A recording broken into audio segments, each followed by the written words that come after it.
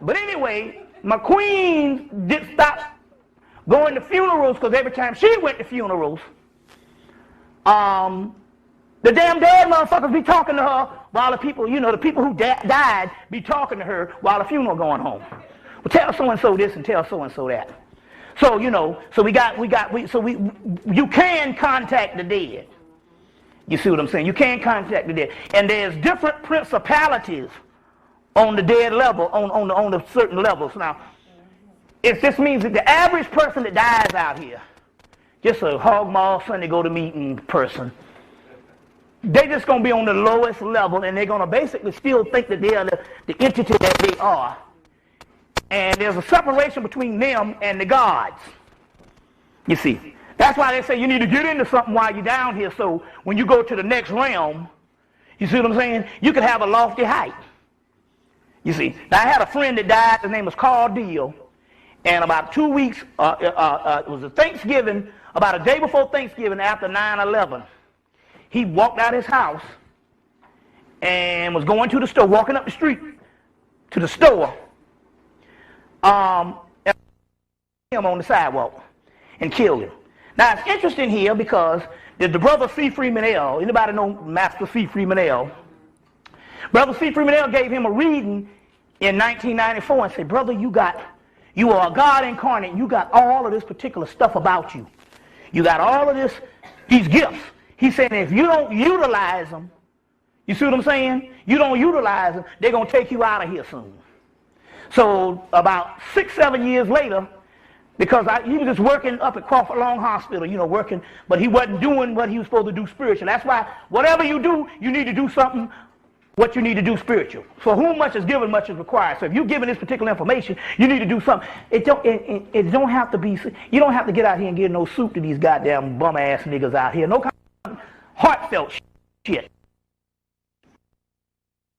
It could be some in your own house, even if it's studying, set up an altar, you know what I'm saying? Or get up and do some shit, you know. Say, I'm going to fuck on every other day. I'm going to masturbate on this type of, you know.